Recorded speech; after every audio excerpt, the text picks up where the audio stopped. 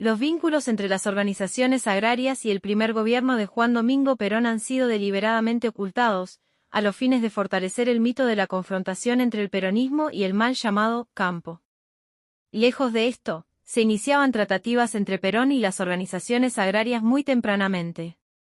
A partir de los inicios de la llamada Revolución Nacional de 1943, el recién asumido gobierno establece dos políticas destinadas a cubrir demandas agrarias. En primer lugar, entre 1943 y 1944 el ministro de Agricultura Diego Masson llevó adelante una campaña de colonización agraria donde se adquirieron un total 147.823 hectáreas. En segundo lugar, el coronel Perón, quien estaba a cargo de la Secretaría de Trabajo y Previsión, impulsó hacia 1944 en la sanción del Estatuto del Peón Rural, donde se regulan los contratos y derechos laborales de los trabajadores rurales. Hacia finales de ese año, ya en el contexto de ascenso político del secretario, el recién creado Consejo Nacional Agrario, a cargo de Antonio Molinari, quedaría bajo la órbita de Trabajo y Previsión. En el transcurso de 1945 Molinari estaría a cargo de expropiar unas 55.388 hectáreas ubicadas en las provincias de Buenos Aires y Corrientes. Luego de los afamados hechos de octubre de ese año, Juan Domingo Perón lanzaría su campaña electoral anticipando que la reforma agraria ya está en marcha. Desde un primer momento la política agraria peronista se encuentra vertebrada con un discurso crítico del latifundismo. La expresión «la tierra no debe ser un bien de renta sino un bien de trabajo» ordenaba un proyecto de reforma que se propone expropiar las tierras improductivas de un latifundio para otorgarlas a aquellos actores del agro vinculados a la producción, los trabajadores del campo. Durante el primer gobierno peronista la política agraria fomentó el crecimiento de un segmento de chacareros bastante extendido en la pampa húmeda. Se calculan que en 50.000 las nuevas explotaciones eran de chacra mixta, donde se alternaban en proporciones disímiles prácticas de ganadería y agricultura, antes de que el pool de siembra sojero inundara nuestros campos, destruyendo toda forma de producción regional. Existía, y aún resiste, un tipo de explotación caracterizado por no ser ni minifundio ni estancia, por tener a sus familias viviendo y dirigiendo la producción.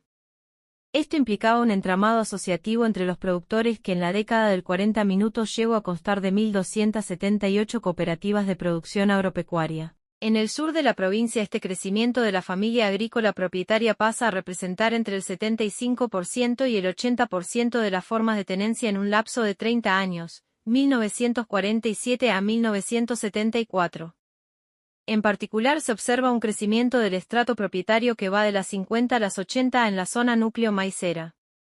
Desde 1950 se observa un notable cambio tecnológico en esta región, con la llegada masiva de cosechadoras y tractores, la utilización de nuevas variedades de trigo y maíz, que producirán importantes transformaciones en los sujetos agrarios hacia las décadas venideras. Durante el primer gobierno de Perón se introdujeron un conjunto de modificaciones en la estructura rural argentina que tendieron al reparto de la tierra en términos alusivos a una reforma agraria.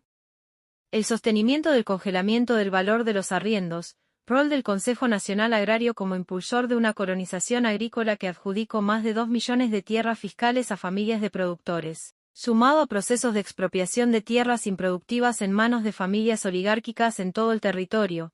Se calculan unas 350.00 hectáreas entre la provincia de Buenos Aires, Santa Fe y Entre Ríos, produjeron una importante transformación de la estructura agropecuaria.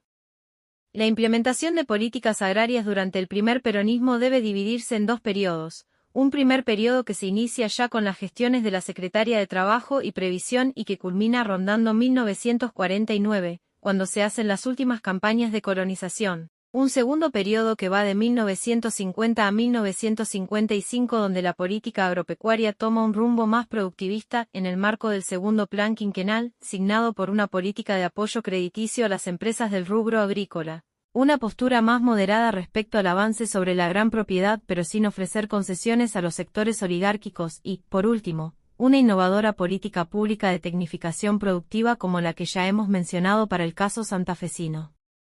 El primer gobierno peronista no solo favoreció a los trabajadores del campo y a los pequeños productores, fue la punta de un proceso de tecnificación destinado a aumentar la productividad agropecuaria.